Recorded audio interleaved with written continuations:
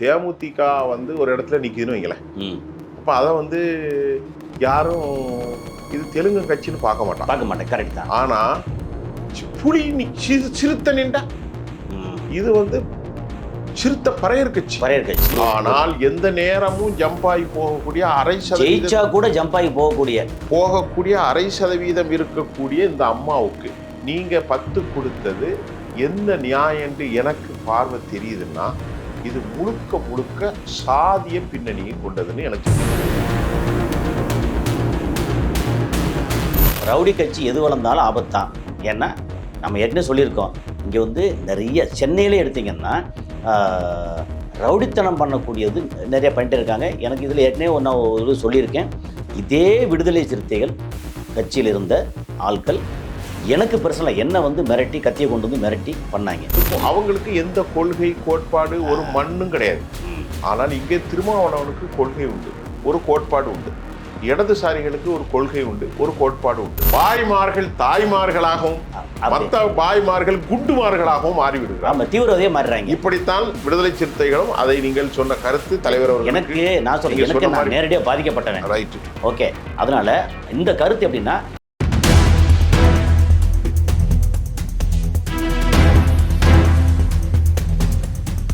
புதிய குரல் நேயர்களுக்கு வணக்கம். நான் கசாலி. இன்றைக்கி வந்து நம்ம தமிழ்நாட்டு அரசியல் வந்து ஓரளவு பரபரப்பாக ஆரம்பிச்சிருக்கு. என்ன காரணம்? இந்த மாதிரி கூட்டணி சீட்டு ஷேரிங் இதெல்லாம் ஒரு மாதிரி நடந்திருக்கு. அதில் நம்மளோட கதைப்பதற்கு கலந்துரையாடல் பண்ணுவதற்கு சகோதரர் எப்பவுமே எளிமையை துணையாக கொண்ட, அறிவை வலிமையாக கொண்ட நம்ம தோழர் சுஃபியான் அவர்கள், அவர்கிட்ட நம்ம வந்து கலந்துரையாடல் பண்ண போகிறோம். ரொம்ப முக்கியமாக அவர்கிட்ட வந்து பேசுகிறதுக்கு நிறைய விஷயங்கள் இருக்குது, அதுவும் அரசியல் சம்மந்தமாக. சார் வாங்க சார். சார் வாங்க வாங்க சார். இல்லை, நம்ம கேட்குற கேள்வி வந்து இந்த டீல் பேசுகிறது இருக்குல்ல. ஆமாம் சார். அதில் டீல் பேசுகிறதுல சிலர் என்ன சொன்னால் மாடை நிறையா நிறுத்திக்கிட்டு துண்டை கையில் போட்டுக்கிட்டு டீல் பேசுவாங்க. அந்த டீல் பேசுகிறதில்ல இன்றைக்கி தமிழ்நாட்டு அரசியலில் திமுக தலைவர் முத்துவேல் கருணாநிதி ஸ்டாலின், இன்னொரு பக்கம் வந்து அதிமுகவில் எடப்பாடி பழனிசாமி வந்து நசுங்கி போய் ஒரு மாதிரி அடையாளம் தெரியாத உருக்குலைஞ்சு போய் இருந்தார் ஒரு போன வர வரைக்கும். இவர் பார்த்தா எல்லாரையும் அரவணைச்சு பயங்கர வீரியமாக இருந்தார். ஆனால் நேற்று நடந்த நிகழ்வு, அதை வந்து கேட்குறவங்ககிட்ட முன்னாடி நம்ம பேசுவோம். என்ன நிகழ்வு? நேற்று நடந்த நிகழ்வு, இவர் வந்து திமுக வந்து ஒன்றுமே இங்கே வந்து பலமே இல்லாத, எனது தொண்டர் பலமே இல்லாத ஒரு கட்சி வந்து Congress.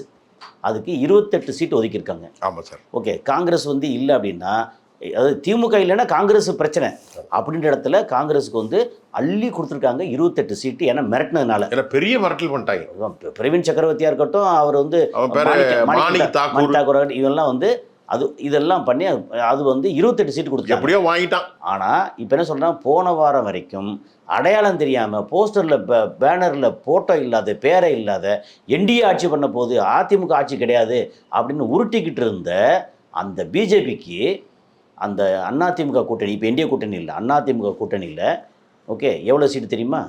You will be surprised. 27 seat. அப்போ யார் சிறந்த ராஜதந்திரி? நான் எப்போவுமே முன்னாடியும் சொல்லிக்கிட்டு இருக்கேன், நீங்கள் வந்து ஸ்டாலின் அண்டு எடப்பாடி பழனிசாமி நல்லவர் கெட்டவரெலாம் விட்டுருங்க, திறமைசாலி அப்படி பார்த்தீங்கன்னா இவர் வந்து 0லேருந்து அல்லது -லேருந்து வரணும். இவர் ஏற்கனவே அவங்க அப்பா வந்து முதலமைச்சராக இருக்கிறாரு, உழைப்பு இருக்குது, 2 பேரும் உழைக்கிறாங்க. ஆனால் இவருக்கு வாய்ப்பு அதிகம், எடப்பாடி பழனிசாமிக்கு வாய்ப்பு குறைவு. இந்த மாதிரி இடத்துல இவர் 27 சீட்டோட, இத்தனைக்கும் அவங்க நினச்சா 50 சீட்டு கூட வாங்க முடியுன்ற சூழலில் பேசி 27 சீட்டில் முடிச்சிட்டாரு. அது எப்படி? அதுதான் இல்லை, நான் என்ன சொல்கிறேன், பெரிய சாணக்கிய அமித்ஷா அப்படி சொல்லிட்டு இருக்கான். ஆமாம், அந்த சாணக்கியனா இந்த சாணக்கியன் போய் கலையை முடிக்கிறானா எப்படி? அவ்வளோதான். அப்படி வரும்போது இதில் அந்த சாணக்கியத்தை கேள்வியாகவே வைக்கிறேன். ஏன்னா என்னங்க நம்ம பேசுகிறது தான் சாணக்கியத்தனம்னு என்ன? நீங்கள் வந்து இப்போ அவனை போய் பயங்கரமாக அடிக்கணும், இப்படி பண்ணணும், அப்படி பண்ணணும் அப்படின்னா, முதலாளி அவனை போய் அடித்தா திருப்பி நம்ம அடித்தா நம்ம கார் கண்ணாடி உடஞ்சிடும் முதலாளி, கொஞ்சம் பார்த்து அப்படின்னு சொல்லிட்டு அட்ஜஸ்ட் பண்ணி, சரிப்பா அவனுக்கு கொஞ்சம் ஒரு 100 ரூபா கொடுத்து விட்ருங்க, அவன் பாட்டு போகட்டும் அப்படின்னு சொன்னால், சரிப்பா இங்கே வாப்பா இந்த அடிக்காது இருந்தால் ஒரு 100 150 ரூபா வச்சுக்கோப்போ அப்படின்னு கொடுத்து விட்டு சமாதானப்படுத்தி, அப்புறம் பின்னாடி வாங்கிட்டு அப்போ அந்த ஒரு 100 இங்கே கையில் கொடு அப்படின்னு வாங்கிக்கிற மாதிரி. இந்த மாதிரி சாணக்கியத்தனம் இருக்குல்ல, இதில் வந்து இது சும்மா உதாரணத்துக்கு சொல்கிறது தான், பயங்கர கில்லாடி தான். ஸோ இதில் வந்து 27 சீட்டு பிஜேபிக்கு, ஆனானப்பட்ட பிஜேபிக்கு 27 சீட்டு.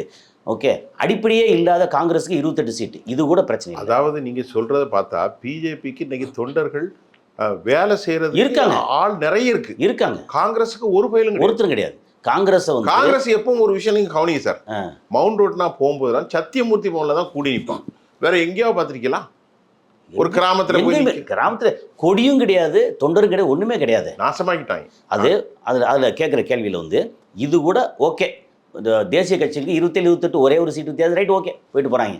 ஆனா நேற்று நம்ம வேற ஒரு இதில் வந்து சேனலில் பேசணும். அப்போ வந்து விசிகாவுக்கு தொகுதி தமிழ்நாட்டில் ஒதுக்கீடு பண்ணலை.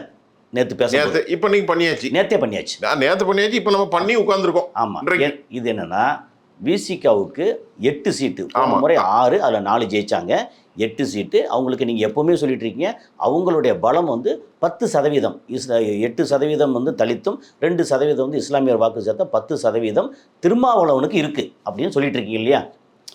வலிமையாக சொல்லிட்டு இருக்கீங்க. உங்க கூட பல முறை சொல்லிட்டு. ஆமாம், அப்படிங்கும்போது 8 சீட்டு. ஸோ போன முறை 6, இந்த மாதிரி 8 பரவாயில்ல அப்படின்ற இடத்துல கம்யூனிஸ்ட் கட்சிகளுக்கு வந்து 6 இருந்ததை 5 நேற்று கன்ஃபார்ம் பண்ணியிருக்காங்க.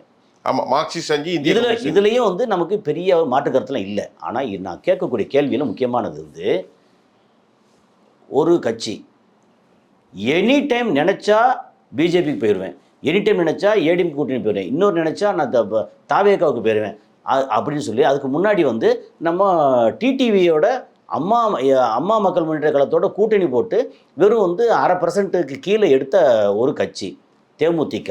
அதுக்கு எத்தனை சீட்டு? 10 சீட்டு ப்ளஸ் ஒரு ராஜ்யசபா சீட்டு. கன்ஃபார்ம் ஆகிட்டா? கன்ஃபார்ம். சரி, இது பெரிய அநியாயம் இல்லை? இப்போ உங்களுடைய பார்வை, என் பார்வை சொல்கிறேன், உங்கள் பார்வை சொல்லுங்கள். நீங்கள் இப்போ அதிமுக விட்டுருங்க, அவர் சூப்பர். என்னை பொறுத்த மட்டும் வந்து எடப்பாடி பழனிசாமி சூப்பர் ஸ்டார் என்னை பொறுத்த மட்டும். உங்களை பொறுத்தவரை ஆமாம், இவர் இதெல்லாம் ஓகே தான். காங்கிரஸுக்கு 28 கூட தப்பாக இருந்தால் கூட சரி பரவாயில்லன்னு விட்டுறலாம், அது கூட தப்பு தான், ஆனால் விட்டுறலாம். ஆனால் தேமுதிகவுக்கு 10 சீட்டு கொடுத்ததுக்கான காரணம் என்ன உங்களுடைய பார்வை? இந்த விளைவு என்ன ஏற்படும்னு நான் நினைக்கிறேன்னா, வரக்கூடிய 2029 நாடாளுமன்றத்தில் திமுக தனித்து விடப்படக்கூடிய எல்லா சூழலும் இருக்கிறது. திமுக நான் ஏன் ஒரு விஷயத்த சொல்கிறோம்னா, நம்ம எப்பவுமே கொஞ்சம் ரொம்ப நடுநிலையோடு பேச நான் விருப்பப்படுவேன். எனக்கு தனிப்பட்டது விஷயங்கள் தனி. எடப்பாடி பழனிசாமி அதிமுகவை நடத்துகிற முறை, கட்சியில் எல்லாரையும் எக்ஸ்பெல் பண்ணது ஒரு கட்சி தலைமைக்கு அவர் செய்யக்கூடிய விஷயம் இல்லை, அதை விட்டுருங்க. ஓகே, இன்னைக்கு நீங்கள் சொல்லும் போதே சொன்னீங்க 0.5%க்கும் குறைவாக இருக்கிற தேமுதிகவுக்கு 10+1 என்றும் அவர்கள் எந்த நேரமும் எந்த கூட்டணியும் சேரப்போம். மோடியை கொண்டு வரணும்னு தமிழ்நாட்டில் முதல்ல பிரச்சாரம் பண்ணது மறைந்த விஜயகாந்த் அவர்களும் இந்த அம்மாவும் தான். ஆமா, எப்ப 2014 இருந்து இன்னைக்கு வரைக்கும் பிரச்சாரம் பண்ணிக்கிட்டே தான் இருக்காங்க. இடையில ஒரு மேடையில் இவங்க வந்து அவரை வச்சுக்கிட்டு டிரான்ஸ்லேட் பண்ணுறது சம்திங் ஏதோ கூட இருந்து அவ்வளோ பண்ணாங்க. ஆமாம், 2019 வெறித்தனமாக பண்ணாங்க. நான் சொல்கிறேன் புரியுதா? 2024 அவங்க யாரோட கூட்டணியில் இருந்தாங்க? இவரோட தான் இருந்தாங்க. யாரோட? மோடியோட. ஆமாம். அப்போ எல்லா நாடாளுமன்றத்துக்கும் அவங்களுக்கு எந்த கொள்கை கோட்பாடு ஒரு மண்ணும் கிடையாது. ஆனால் இங்கே திருமாவளவனுக்கு கொள்கை உண்டு, ஒரு கோட்பாடு உண்டு. இடதுசாரிகளுக்கு ஒரு கொள்கை உண்டு, ஒரு கோட்பாடு உண்டு. இந்த கொள்கை கோட்பாட்டில் நான் காங்கிரஸையோ மற்ற முஸ்லீம் கட்சிகளையும் நான் சேர்க்க விரும்பல. இந்த 2 பேரையும் தான் வச்சிருக்கேன். நல்லா கவனிச்சுடுங்க. முஸ்லீம் கட்சிகள் வழி இல்லை, பிஜேபியை எதிர்க்க வேண்டும் என்றுதான் திமுகவுடைய கூட்டாளி. திமுக பண்ணுகிற மோசமான தரங்கள் முஸ்லீம் கட்சிகளுக்கு தெரியும். காதர் மீதுக்கு 3 கொடுத்த ஐயா 2 போதும், உங்ககிட்ட இருப்பதே இறைவன் எனக்கு பெரிய பாக்கியம்னு சொல்லிட்டு போயிட்டார். அவ்வளவுதான். ஜவாஹிருல்லாவை பொறுத்தவரை அவர் 2 கொடுத்து அவர் வாங்கிட்டு போயிட்டார். எஸ்டிபி 1, மற்றவங்க எல்லாம் விட்டுருங்க. ஆனால் கொள்கையில வடிவமைக்கப்பட்ட 2 பேரும் உறுதியா நாளைக்கு திருமாவளவனுடைய காலங்களுக்கு பின்பு கூட தேமுதிக அதாவது விசிக போகலாம், அது எனக்கு தெரியாது. இன்னைக்கு வடிவமைக்கப்பட்ட ஒரு வடிவான கட்சி. அதே மாதிரி கம்யூனிஸ்ட் கட்சிகள் 2ம் இப்போ இவங்களை கேவலப்படுத்திட்டு இவங்களை அவமானத்துக்கு உள்ளாக்கிட்டு இவங்களை பேச்சு பொருளாக ஆக்கிவிட்டு பப்ளிக்கில் கொண்டு வீட்டுக்குள்ள நடக்கிற பிரச்சனைகளை நடுவீதிக்கு வந்து கேவலப்பட்ட மாதிரி ஆக்கி கடைசியில் அவனுக்கு 6 கொடுத்ததை பிடுங்கி 1 எடுத்து 5 தேசிய கட்சியான மார்க்சிஸ்ட் கம்யூனிஸ்டுக்கு 5 திருமாவளவனுக்கு என்னமோ 8 கொடுத்துருக்கா.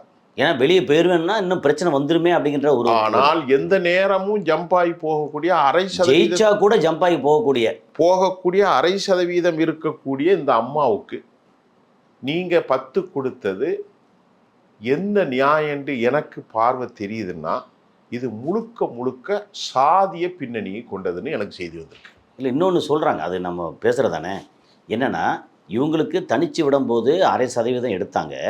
ஆனால் தமிழ்நாட்டில் தெலுங்கர்களோட டாமினேஷன் இருக்குல்ல, ஓட்டு சதவீதம் இருக்குல்ல, அது நிறையா இருக்குது. இன்க்ளூடிங் கோயம்புத்தூர் ஏரியா 20% இருக்கு. 20% இருக்கு இல்லையா?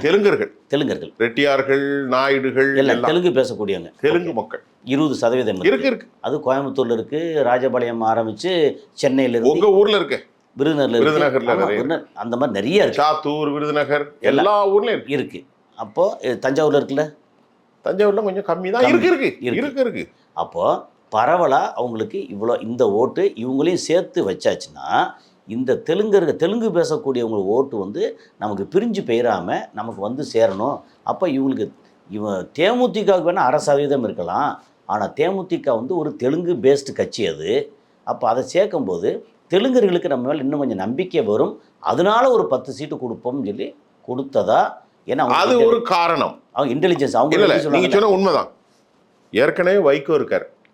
ஆமாம், அவர் தெலுங்கு தான். அவர் தெலுங்கை பற்றி பேச மாட்டாரு, ஆனால் அவர் தெலுங்கு. அடுத்து தேமுதிக தெலுங்கு. நீங்க சொன்ன மாதிரி நாயுடு சமூகத்திலே பாப்புலேஷன் கோவையில் இருக்கு, ஸ்ரீவில்லிபுத்தூர், தென் மாவட்டங்களில் ராஜபாளையம், ராஜூஸ் எல்லாமே தெலுங்கு, ரெட்டி அடி எல்லாம் தெலுங்கு பரவலா இருக்கிறாங்க. தஞ்சை அந்த பகுதியில எல்லாம். இது கட்சி வந்து என்ன ஓட்டம் வாங்கியிருக்கலாம். சென்னை மாவட்டத்திலும் நிறைய, சென்னையில தெலுங்கு நிறைய இருக்கு. ஏன்னா 40% சென்னையில தான் இருக்காங்க. ஏன்னா இது ராஜதானியாக பிரிக்கப்படுவதற்கு முன்பு தெலுங்கு பகுதி தானே. அதனால அது வந்து முக்கியமான காரணமா அவங்களுக்கு 10 சீட்டு கொடுக்க காரணமா இருக்குன்னு சொல்றாங்க. ஆனா இது ஒரு காரணத்தை தாண்டி இன்னொரு காரணம் சொல்றேன். சொல்லுங்க. நீங்க சொன்னீங்கல்ல, இப்போ தேமுதிக வந்து ஒரு இடத்துல நிக்குதுன்னு வைங்களேன், அப்ப அதை வந்து யாரும் இது தெலுங்கு கட்சின்னு பார்க்க மாட்டேன். கரெக்ட் தான். ஆனா புலி சிறுத்தை நின்றா இது வந்து சிறுத்தை பறையர் கட்சி. இவனும் வந்தா வம்புங்கிற ஒரு வெறுப்பு மனப்பான்மை எல்லாத்துக்கும் இருக்கிறதே. திமுக என்ன நினைக்கான், இவங்களை விட்டா நமக்கு சிக்கல்னு இப்ப 2 சீட்டு மட்டும் பொது தொகுதியில நில்லுங்க, மீதி 4 தொகுதி 6 தொகுதி உங்க ரிசர்வ்ல நில்லுங்க அப்படின்னு திமுக கண்டெயின் பண்றாங்கன்னா எந்த அளவுக்கு அவங்க சாதியில நெருக்கமா இருக்காங்க பாருங்க. அவங்க கணக்கு போடுறாங்க. என்னன்னா நம்ம பிரசாந்த் கிஷோர் வந்து இதுக்கு முன்னாடி வந்து அவருக்கு ஐடியா கொடுத்தாரு. என்ன இப்போ வந்து பிரசாந்த் கிஷோரை தூக்கி போட்டு பெண் மீடியா ஒரு மருமகன் வச்சு அந்த டீம் வச்சு பெருசா வந்து ஒர்க் அவுட் பண்றாங்க. இது யாருக்கு எங்கெங்க என்னென்ன கொடுக்குறான்னு பெரிய அளவுக்கு இப்போ நம்ம இவ்வளவு பேசுறோம், கேள்விப்படுற நம்மளே இவ்வளவு பேசுறோம்னா அவனு களத்துல நிக்கிறவங்களுக்கு நம்ம இவ்வளவு ஒர்க் பண்றோம், என்ன பண்றோம், டீடைல் டேட்டாஸ். நான் வந்து அதுக்கு முந்தைய ஒரு டேட்டா வெளியிட்டாங்க, நான் கூட உங்கள்கிட்ட சொல்லியிருக்கேன். இந்த விருத்தாச்சலம், விழுப்புரம், திண்டிவனம், ரிஷ்வந்தியம் இந்த பகுதியில் இருக்கக்கூடிய சிறுத்தைகள், இளைஞர்கள் வாக்கள் அனைத்தும் நம்ம ஜோசப் விஜய்க்கு போயிடுச்சு அப்படின்னு ஒரு பெண், அந்த பெண்ணுன்னா அந்த பெண் மீடியா வந்து ஒரு ரிவீல் பண்ணியிருக்காங்க. அப்படின்னால அதுவும் கூட உனக்கு கொஞ்சம் பலம் குறைந்துதான் தலையில கொட்டி வைக்க அவங்க வேண்டுமென்றே வேலை செய்யறாங்க. உங்களோட அளவு இவ்வளவுதான் அப்படி சொல்றது, வளர்ந்தால் ஆபத்து. சரியா? அது இன்னொன்று, சரி அதை விட்டுரும். ரவுடி கட்சி எது வளர்ந்தாலும் ஆபத்து தான். ஏன்னா நம்ம ஏற்கனவே சொல்லியிருக்கோம், இங்கே வந்து நிறைய சென்னையிலே எடுத்திங்கன்னா ரவுடித்தனம் பண்ணக்கூடியது நிறைய பண்ணிட்டு இருக்காங்க. எனக்கு இதில் ஏற்கனவே ஒரு சொல்லியிருக்கேன், இதே விடுதலை சிறுத்தைகள் கட்சியில் இருந்த ஆட்கள் எனக்கு பர்சனலாக என்ன வந்து மிரட்டி, கத்தியை கொண்டு வந்து மிரட்டி பண்ணாங்க. ஓகே, எந்த கட்சியில் பண்ணலங்கிறீங்க? இல்லை எனக்கு நான் வந்து என்ன பாதிக்கப்பட்டிருக்கலாம், நான் பாதிக்கப்பட்டது விடுதலை சிறுத்தைகள் தானே. அப்போது அதை வந்து என்ன விடுதலை தென் சென்னை மாவட்ட துணை செயலாளர் புதியவன் ஒருத்தர், அவர் தலைமையில் வந்தாங்க, பசங்க வந்தாங்க, ஒரு மாதிரி பார்த்து பரிதாபமாக இருந்துச்சு எனக்கு. இத்தனைக்கு நான் வந்து ஒரு கத்தியால் குத்திருப்பாங்க, அந்த அளவுக்கு மோசமாக நடந்துக்கிட்டாங்க. அதை நீங்கள் தலைமையில் சொல்லலை? தலைமையில் ட்ரை பண்ணேன். அது வந்து நக்கீரன் கோபாலன் வந்து அந்த டைமில் வந்து வன்னியரசை பேசி அதுக்கப்புறம் முக்தார் வந்து இவர் வந்து உடம்பு சரியில்லாமல் இதில் பெங்களூரில் இருந்தார், அங்கே பேசி. ஆனால் காசுக்காக இந்த மாதிரி ரவுடித்தனம் பண்ணது இருக்குல்ல, அதாவது இல்லை நான் வந்து பாதிக்கப்பட்டேன். இல்லை நீங்கள் சொல்கிற சரிதான். இந்த கீழே உள்ளவங்க யாராவது இதெல்லாம் வந்து திருமாவளவனுக்கு கண்டிப்பாக தெரியாது, தெரியணும். அப்போ என்ன தெரியாது. இப்போ நீங்கள் சொன்ன விஷயம் வந்து அவருக்கு கண்டிப்பாக தெரியும், தெரிய போகும். இப்படி செலவுங்க செய்கிறது, இப்போ மற்றவங்கெல்லாம் செய்த வந்து பெருசாக வரல. யாரை போய் என்ன பண்ணுறேன் இப்போ நான் வந்து ஒரு மீடியாக்காரன், சினிமாக்காரன், மீடியாக்காரன். ஓகே, நான் பல இடத்துல பேசுகிறேன். இன்னொன்று வந்து எனக்கு வந்து சரி அது போனால் தூக்கி போயிட்டு அடுத்து என்ன பண்ணலாம், நான் வந்து அவங்களை ஒழிக்கிறதுக்கு ஏற்பாடு பண்ணுவேனா இல்லையா? அப்போ இப்போ நான் அப்படி பண்ணலை. ஏன்னா எனக்கு வந்து திருமாவளவன் பெருசெல்லாம் பிடிக்கும், ரொம்ப அது தனி, அது பிடிக்கும். அப்போது உங்கள் கட்சியில் இருக்கவங்க இந்த போல கேவலமாக நடந்துக்கிறாங்களே, கட்சியை வந்து நீங்கள் கரெக்டாக வந்து என்ன சொல்கிறது, ஒரு அரசியல் மயப்படுத்துறது இல்லையா?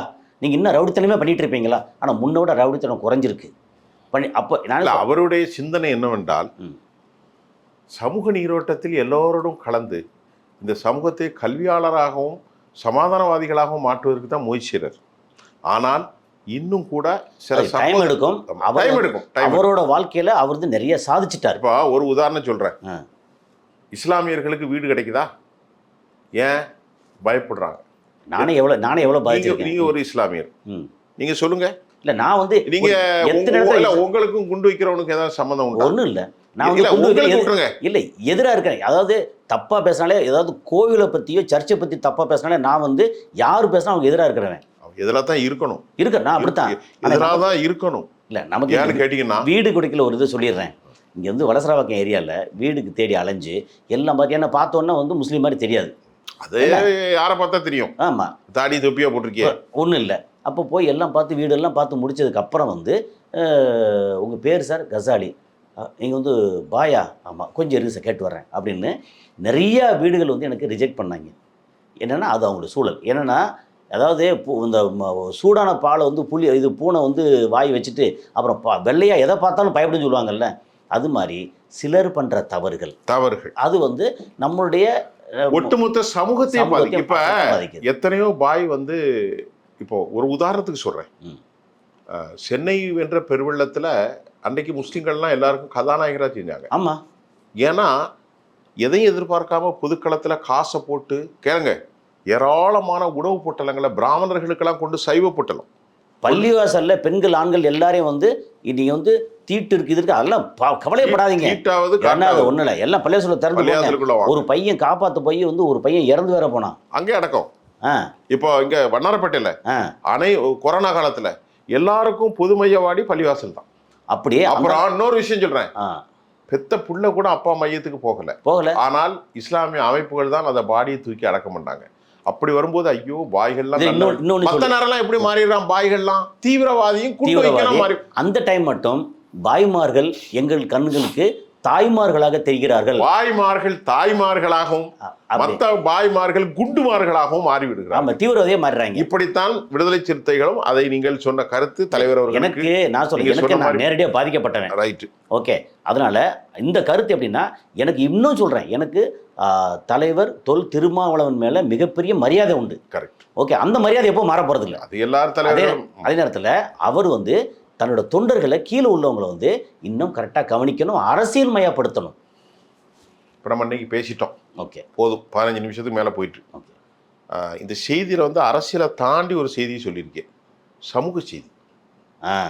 அது பாதிக்கப்பட்டவனுடைய செய்தி. ஒரு இஸ்லாமியனாகவும் ஒரு பாதிப்பு, ஒரு இஸ்லாமியனாக இருந்தும் சிலர் செய்கிற தவறுக்காக விடுதலை சிறுத்தைகள் நடவடிக்கைகளையும் சொல்லிட்டீங்க. ஆமாம், நடவடிக்கை. அப்புறம் அவர் தலைவரின் மீது நீங்கள் தனிப்பட்ட முறையில் கொண்ட பாசத்தையும் சொல்லிட்டீங்க. திமுக செஞ்சிருக்கக்கூடிய பிரேமலதாவுடைய விவகாரம், நாயுடு ஓட்டு கன்சாலிடேஷன், இவரை தலையை தட்டி வைக்க வேண்டும் என்கிட்ட எல்லா விஷயத்தையும் சொல்லிட்டோம், எல்லாம் டிஸ்கஸ் பண்ணிட்டோம். இதுக்கு மேலே ஒன்றும் இல்லை, ஆனால் புரியும், புரியும். நம்ம அடுத்த காணொலியில் சந்திப்போம் சார். Right, okay. அதை நான் தான் ஆரம்பிச்சேன், அது பரவாயில்ல. அதனால ஏதோ கலந்துரையாடல் தான் சார். இதுல வந்து பேரை நீங்க சொன்னீங்க, கதைத்தல். ஸோ நல்லா வந்து ஒரு டீ கடையில் உட்காந்து ஒருத்தருக்கு ஒருத்தர் வந்து அப்படியே பேசிட்டு இருப்போம்ல, அது மாதிரி ரொம்ப நம்ம நேயர்களுக்கு வந்து உண்மையிலேயே இந்த மாதிரி பேசுறது பிடிக்குது. அதனால அடுத்தது நான் உங்களை கொஞ்சம் தூண்டி விட்டு என்னுடைய வாய் வழியை கொஞ்சம் குறைத்து கொண்டேன். ஆகவே உங்களுக்கு நான் மறுபடியும் நன்றி சொல்கிறேன். அடுத்த அமர்வுல நன்றிப்போம். நன்றி சார்.